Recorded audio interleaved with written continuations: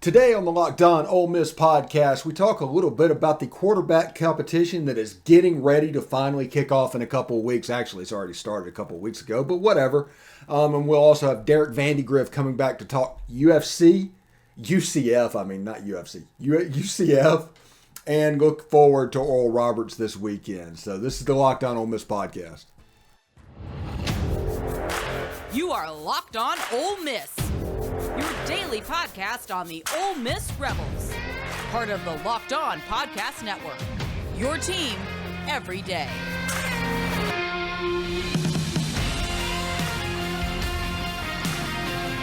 Welcome to the Locked On Ole Miss podcast. I'm your host, Stephen Willis. Thanks for tuning in today. Today's episode is brought to you by, I actually forgot who was RunYourPool is the today's episode. If you want to play against us for a shot at a cash prize, join us at runyourpool.com/lockedon. And while you're there, create your own pool for your friends and family. Enter PUREMADNESS at checkout for $10 off your custom pool.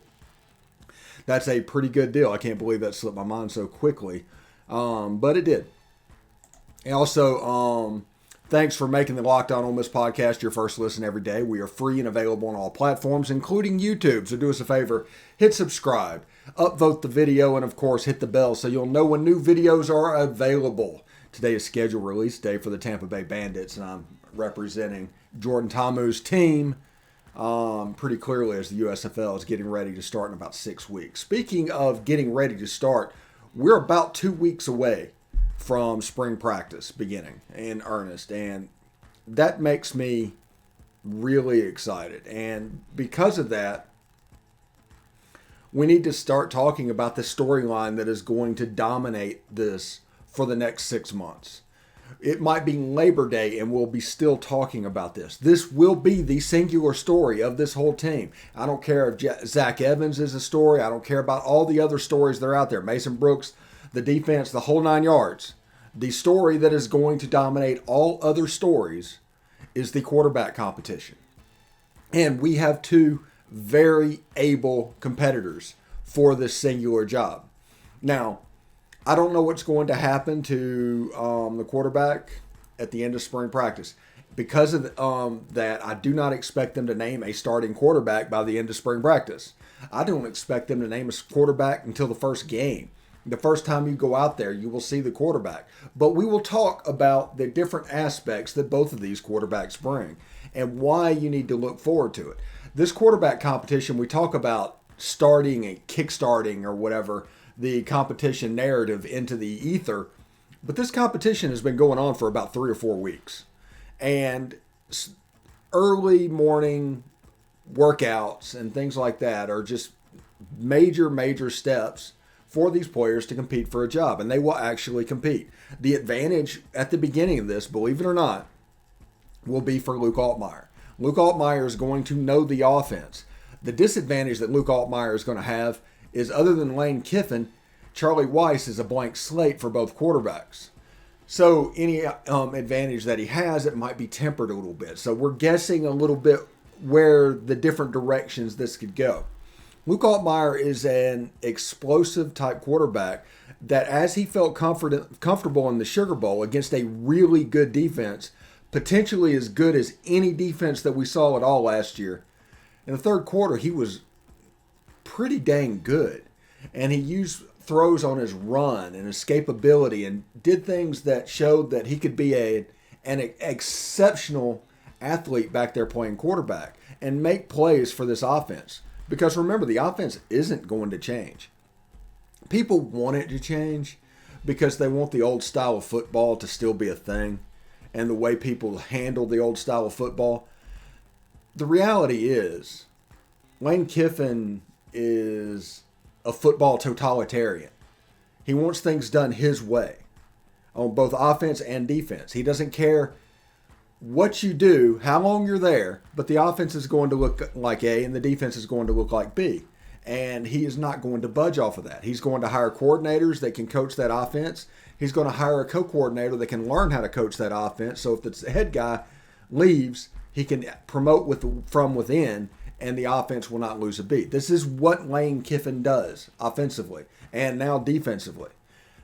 So it's not a situation to where the offensive coordinator brings in his system and everything changes. Because if that happens, the Lane Kiffin system, by the way, of assistant coaches, the revolving door that's going on, would be an abject disaster. There's no way that Ole Miss could succeed doing that. So this is obviously a different way to look at what's going on. So understand that. So whenever somebody talks about assistants leaving, or they're wondering what type of system the defensive and offensive coordinator are going to run, just remember that. Lane Kiffin is a football totalitarian. Period. It's going to be done his way. It's going to be doing what he wants to do. If you have a problem with it, you're not going to be here. Simple as that. So, knowing that, there isn't a comfortableness for Luke Altmyer going in there running a lot of the same plays that are going to be linebacker killers and understanding how to do that. He's been drilled for a year at this point on how to do it. And that is going to help him in spring because Jaxson Dart, is much of a passer as he is and as toolsy as he is, the air raid is not what we ran last year. He's going to have to learn the reads. He's going to have to learn the RPOs. That is going to take time. And that is an advantage that Luke Altmyer is going to have. Now, eventually, it's going to be a situation to where Luke can really take a step and might even go into the fall as the leader because of the shortness of practice in spring football. 15 practices, what's going on. Some people will tell you that spring practice is worthless. They do not know what the hell they're talking about. It might be worthless for them. It is not worthless for the football coach that is a notoriously slow decision maker. They need this film. They have to have it, or else you will see the beginning of 2020 all over again whenever it doesn't happen. They need this. This is required.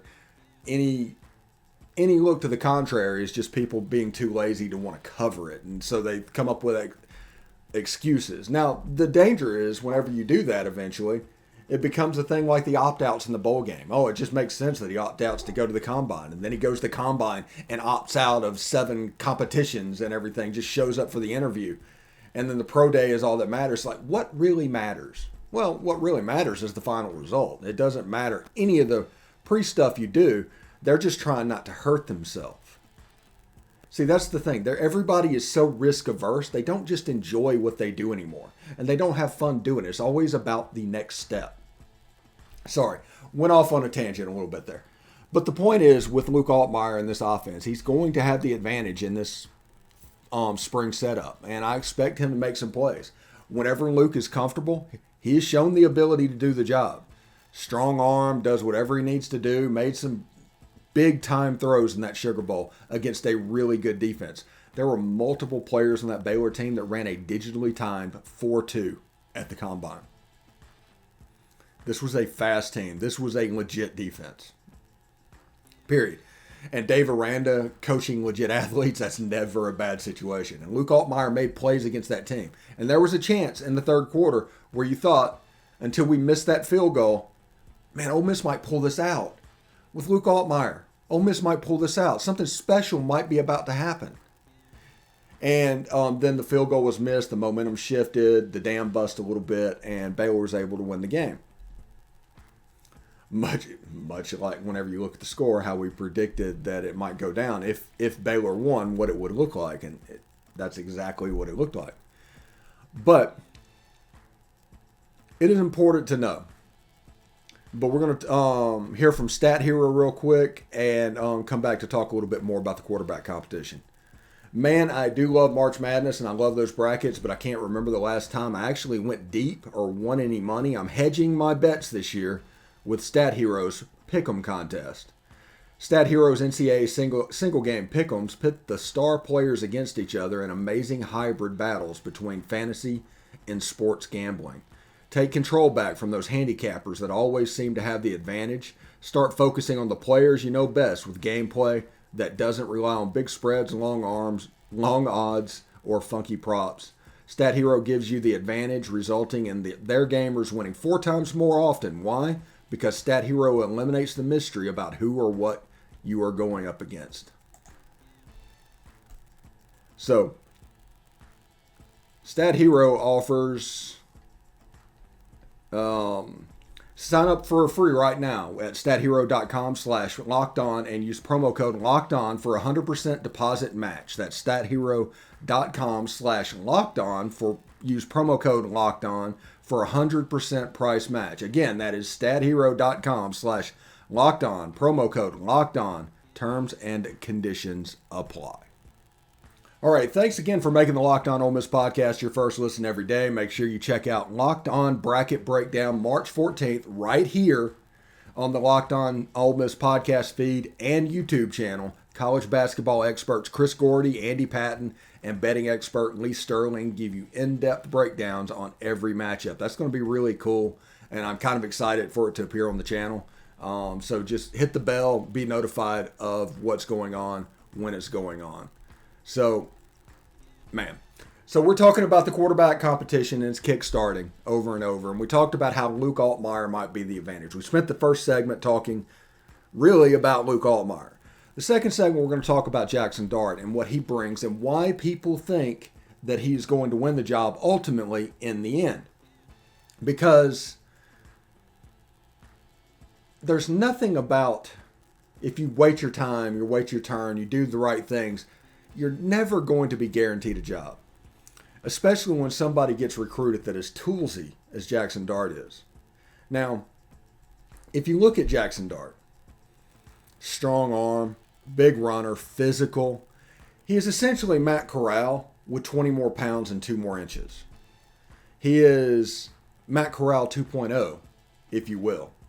He plays the game with an element of swagger. He does the Anakin Skywalker eye black over the eye, and you see him play even as a true freshman at USC last year. Whenever he just made plays, he made plays that freshmen don't make. He was willing to take chances that freshmen don't try.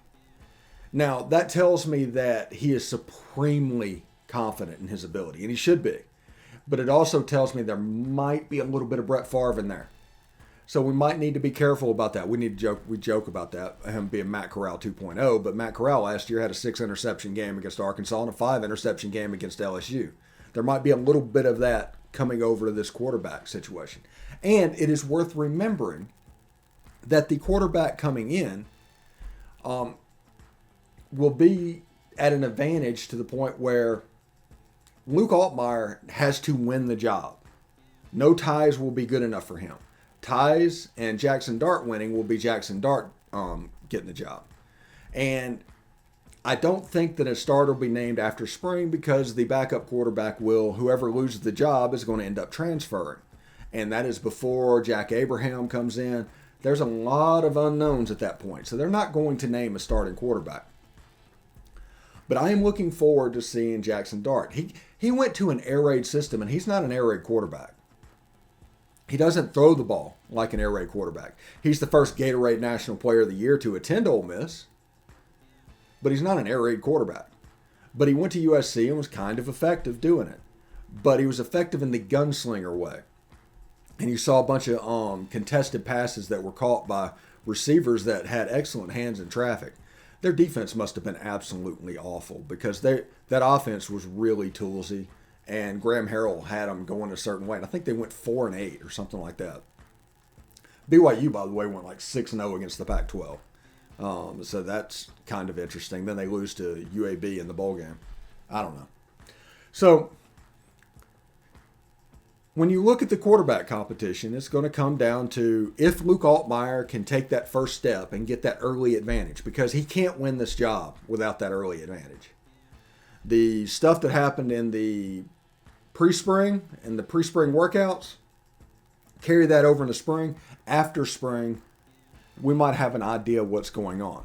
After spring, it could very well turn into the 2015 quarterback competition between Chad Kelly, Devontae Kincaid, and Ryan Buchanan, when Chad Kelly was obviously the guy, but it was never announced because they were playing games with the opponent. And then Chad Kelly comes out and rips a 30-yard out on the first pass of his career, and you're like, okay, this guy has a little bit of something.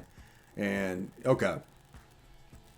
So I expect something similar to that from Jaxson Dart. I think it'll be a surprise in the Troy game. I think Dart's going to win the game, but we're going to talk about this competition over and over for the next 6 months. If that bothers you, we try to label it and do whatever you need to do. Just realize that that's going to happen. In a couple of minutes, we're going to have Derek Vandygriff. So we will have some baseball going on too, but we're going to try to mix it up a little bit, but we're going to talk about this competition because this competition is important. This competition is going to dictate what this team does in 2022. Either quarterback that wins the job is going to have Zach Evans behind him. Well, we'll say behind him. They run the shotgun. But either one of the quarterbacks is going to have that at their disposal. That's something to keep in mind of as well. March Madness is only a few weeks away. That means you need to start thinking now about where you're going to be running your brackets this year. Are you going for the usual or are you looking for the best? We've done our homework here, and we're running brackets with RunYourPool.com. If you got a business, Run Your Pool can help you take some of that madness magic and play alongside your employees or even gain customers. Plus, they offer full white glove customer support, custom branding, and one of the easiest 3-minute setups you'll ever find. So if you want to play against us for a shot at a cash prize, join us at runyourpool.com/lockedon, and while you're there, create your own pool for friends and family and enter Pure Madness at checkout for $10 off your custom pool. All the rules and details will be available there. That's runyourpool.com/lockedon for your chance to win a cash prize. We look forward to seeing and beating you there. Also, football might be over this season, but basketball is in full steam for both pro and college hoops. From all the latest odds, totals, player performance props, to where the next fired coach is going to land, BetOnline.net is the #1 spot for all of your sports betting needs. BetOnline remains the best spot for all your scores, podcasts, and news this season. It's not just basketball. BetOnline.net is your source for hockey, boxing, and UFC odds. Head to the website today or use your mobile device to learn more about the trends and action. BetOnline, where the game starts. All right, thanks for making the Locked On Ole Miss podcast your first listen every day. We are free and available on all platforms. We're here with Derek Vandygriff to talk Ole Miss baseball, to get in the weeds a little bit about what's going on. We're not necessarily going to talk too much about the UCF series or the Oral Roberts series, but this one is going to be more of a general discussion. But before we do that, I do want to ask you about specifically Saturday in the Ole Miss UCF series and the fact that pitching looked really good that day. Yeah, they really did. And, if you go back to last week's podcast, you asked me what I was looking for going into this weekend. I said, well, we need innings, right? Because we got to get these guys some work out of the bullpen. And sure enough, they give us 12 in one day. Gaddis looked incredible, 7 innings, a 4-run, or 4-hit, no-run ball, 8 Ks, didn't walk anybody. He was very, very good. Mason Nichols come in. He did his part, 2 in the third. And then Hunter Elliott came in even after a good midweek start. And, we went and threw him an inning and two thirds. He ended up taking the loss. But he still looked pretty good, though. Yeah. Now, you look at Ole Miss's pitching staff. This is more of a general thing.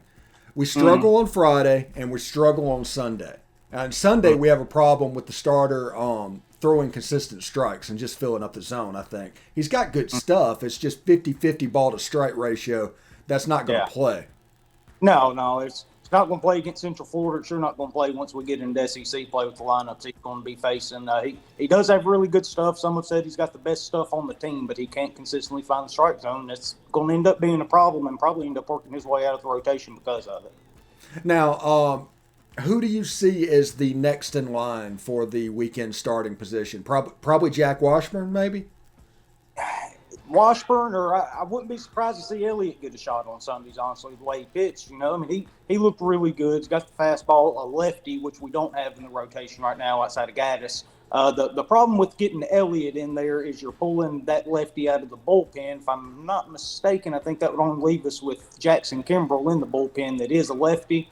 That was a big deal going into this year, and that's why he was so big coming into it, that he was able to give us some innings. So Washburn's been good, but it's kind of the same thing, right? He's got 9 walks and 9 innings on the year. He's got really good stuff, but he can't throw enough strikes. Now he misses a ton of bats too, though. So, that kind of off-plays a little bit. But I really think maybe Doherty's going to end up getting a look there, which is I'm kind of split on that because I really want him to be that guy out of the bullpen, which is kind of weird that we didn't see him all weekend, right? With all the innings we played in the high leverage situation, especially on Saturday. But I think you might end up seeing Doherty get a shot at it at some point. Okay. It's actually surprising how much depth this team has in the pitching compared to where we were just last year when we were so top heavy last year, and then get into we're not at the top level where we were, but we kind of just have arms that can make it. We've got a bunch of arms. Like I said, we ended up getting not only 2 whole 9-inning games in this weekend, but the 12-inning game too, and we were able to do that without throwing the same pitcher any of the 3 days. We ended up with, 10 different pitchers throwing all throughout the weekend. And by the way, Dylan DeLucia, that was a heck of a good sign. Come in Sunday and give us, 4 innings and actually lower his ERA to 5.40. He had really struggled his first 2 times out, but he come in, struck out 6 in 4 innings, and that was obviously really good to see. I have a theory about him, and I believe he's a Florida boy anyway to begin with, and he doesn't do as well in cold weather. He got down to Central Florida in the mid-80s, and all of a sudden his fastball had life. It was moving all over the place, and actually the Dylan DeLucia actually showed up. So I think as the weather warms up, he is going to really show up. Yeah, and that could be it too, which kind of plays well for us because it gets pretty warm here in Mississippi too as the months go on. It was actually really nice this weekend. Got up to 80 here this weekend on Sunday. Yeah, I think the Oral Roberts series, I think Saturday it's supposed to get down to like 25, and it's like, good grief, come on, let's go ahead and get spring kick started. I mean, the sundresses in Oxford have already come out once. Let's don't go back. Yeah, no, it's going to be down in the 20s. Not going to be a great weather weekend for us, but we'll play through it, and hopefully this will be the last one we have like this. And talk about the weather real quick since we're talking about it already. It looks like the Memphis game's in jeopardy, maybe the Alcorn State game as well. And a possibility it's supposed to rain on Friday, I think, as well, the first game of the Oral Roberts series. So it might just be a 7 innings game Saturday and a game on Sunday. But this could be a weird week for Ole Miss baseball. Yeah, I was actually looking at it a little bit earlier to see if anything had changed. And I'd be pretty surprised if they get that Memphis game in come tomorrow night because it's going to be 100% chance of rain, supposed to be storming and all that. I don't really see a point to get out there and try to play a midweek baseball game in that, and probably the same thing with Alcorn Central. But we may be able to find a little bit of wind to come Wednesday to get that game in. Yeah, and honestly, if either of those games get canceled, you'd want the Alcorn game to get canceled over the Memphis game just because of the RPI bomb that played a SWAC school generally will be. Now, looking at this offense, Kevin Graham went down Saturday with a jammed wrist. I mean, they sent the x-ray back to Oxford, I think, to look at it. Kemp Alderman looks like a different player hitting the ball this year. I mean, his growth has been pretty astounding from last year to this year. Yeah. So I'm not necessarily worried about Graham, but missing that bat from the lineup. This lineup is so dangerous whenever he's hitting behind Elko because you can't walk Elko. I mean, Elko has protection, and that's just so dangerous. Yeah, and talking about growth from one year to another, you can throw Calvin Harris into that too, right? I mean, he's knocking the cover off the ball right now. And I kind of think Kemp Alderman probably saw that and thought, well, every chance I get, I probably need to get up there and start hitting too, because Calvin's going to start playing some corner outfield, anything they can to keep that batting lineup if he's going to keep hitting 550 to 600 all year. You're not going to be able to take it out. And with Calvin, you don't really want to play him at DH because if something were to happen to Dunhurst and you pull Harris in from DH to catch, well, you lose DH for the rest of the game and you got to start hitting your pitcher. So you really need to find position, corner outfield, first base, but you're not going to take Tim Elko off first base, obviously. And so Kemp Alderman probably saw that and thought, whenever I get my chance, I probably need to start swinging that stick a little bit when I get in there now. And we've talked over and over about how fielding might be an issue, but when John Gaddis pitched, or any pitcher that comes in where you know that ground balls are coming, when contact pitchers come into the game, the defense really stepped up. They did not commit an error Saturday. It seems like there's just a little bit of a loss of focus when these power strikeout pitchers are in there doing their thing. And once these guys can work, they're pretty good baseball players. Yeah. I mean, I know we had, what was it, 1 or 2 again this weekend. You know, you got Chattanooga and Gonzo all leading the team with 3 errors apiece right now. It's not really what you expected coming into the year. You thought we were going to be pretty solid defensively. Still hopeful we'll turn that around, though, and clean that up as the year goes on. So this weekend series, Oral Roberts, I know we said we weren't going to talk about that. Do you know anything about them, including their nickname? Actually, I probably couldn't tell you the nickname. Golden Eagles, something like that. Is that right? That sounds like it might be right, actually. I'm just picturing the mascot in my head right now. Yeah. That's what I'm coming up with. They're a pretty good baseball team. They're 9-2. They hit the fire out of the ball. Now, granted, they haven't really played anybody, but you know they got a kid, Mac McCroskey. He's batting 500 on the year. He's an everyday guy, so he's hitting a short sample size. 2 for 4 kind of season where he's hitting 500. He's played and started every game. 1263 OPS. Justin Quinn's got a 438 average. Jackson Lofton 410. Joshua Cox 389. Holden Brees 382. So they got guys up and down the lineup that can swing it a little bit. But again, they haven't really played anybody this year, so it'll be a little different deal this weekend when they roll into Oxford. Who's their toughest series that they've had this year? I would say Pacific. Okay. Yeah, it hadn't been, and they've actually played a really weird schedule. They started out on with the Friday, Saturday, Sunday, just like everybody does, and then do their midweek on Tuesday. But then their next series didn't start till Sunday, and then they played Sunday and a doubleheader Monday against 2 different teams, and then turned around and played 2 more midweek games, and then did another weekend series right after that. That's kind of a softball schedule. Yeah, it was weird sitting there trying to Friday, Saturday, Sunday, and all, trying to navigate that schedule. Okay, going into the Oral Roberts, they obviously knocked the fire out of the ball. That is not a good matchup for Derek Diamond, who seems to have that one inning every game where he slips a little bit. And he throws fly balls. He does not throw ground balls. So is this a matchup problem? Is this one of the days that is really going to, like, one last try for Derek Diamond before Auburn? I don't know if it's one last try per se. I mean, he has built up a little bit of capital, this being his 3rd year, and he has the stuff. And this was really his first really bad outing of the year. Now, granted, you didn't want to see it in non-conference play. But he still had pretty good stuff. He struck out 7 4 2/3 innings. The 6 earned, you don't really like to see that. But he kind of settled in as the game went on a little bit, so that was good to see from him. But with it being Oral Roberts, you still don't want to go out there and see him get touched up like he did last weekend. Yeah, how about that back-to-back between Chattanooga, Gonzalez, and Elko? That was something else. I don't think that ball that Elko's hit's landed yet. Yeah. I was actually sitting up here listening to it and couldn't get it on the radio because of the basketball game going on, so I had all my windows open and everything. And as soon as Elko hit that 3rd home run, I just start hollering and screaming, And my dad calls me because he lives like 70 yards from me. He said, "Son, what's going on down there?" I said, "Man, home run to tie up the game." Yeah, and once that happened, it was pretty much over. But it was a heck of a series, honestly. I watched the UCF series all the way through, and even Friday, Saturday, and Sunday, it was a war. And UCF really showed themselves to be good. They showed out well.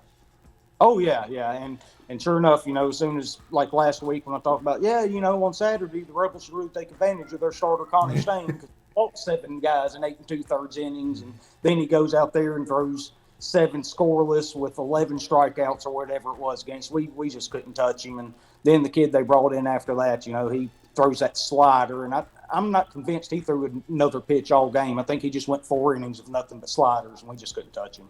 Yeah. You know what it reminded me of? It reminded me of Texas versus Mississippi State in the College World Series the first time when there was just no chance. They just up in the zone, and there was no chance of you getting that fastball and that slider and whatever they were doing up there. That's what it looked like with Ole Miss's offense. That guy was just on, and he had a day that he will talk about for the rest of his life. Yeah, he did. And then lefties, all he was doing was sitting there just burying it on their back foot, and they couldn't lay off of it. Of course, you're not going to get the barrel of the bat of it there. So we had a real tough time with him, but it'll be all right. Also, I have another theory. If everybody notices, I have a ton of theories. That Jaxson Kimbrell does really good against hitters that are pressing. Like if he comes in and Ole Miss is winning to where they just feel that pressure that they need to get a hit, he really takes advantage of what they're doing. But Jaxson Kimbrell, if he comes in and Ole Miss is down to where the hitter can relax and do whatever he wants to do, that's kind of a struggle situation for him. What do you think about that? Yeah, we hadn't seen him a whole lot this year, and I've been interested in getting the game. And when he come in on Sunday with bases loaded and 1 out, I think it was his first hitter, and it was a first pitch double play, if I'm not mistaken. And he gave us some real good innings. He went 2 2/3 for us, and we really need him to be good. Because like I said, him and Hunter Elliott are only 2 lefties we have in that bullpen. We're really going to need them come conference play. So seeing him get those innings and be successful like that was good to see.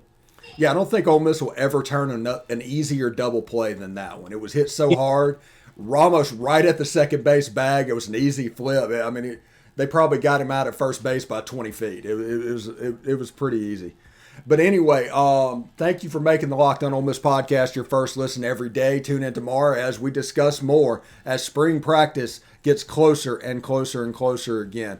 Now make your second listen Locked On NFL Draft. Ryan Tracy and former NFL quarterback Eric Crocker bring the NFL Draft to life every day with insight and analysis on college football prospects and NFL front offices. It's free and available wherever you get your podcasts. Appreciate it, Derek. Look forward to next week where we can do it again. All right. Thanks, man. Howdy toddy. Howdy toddy, buddy.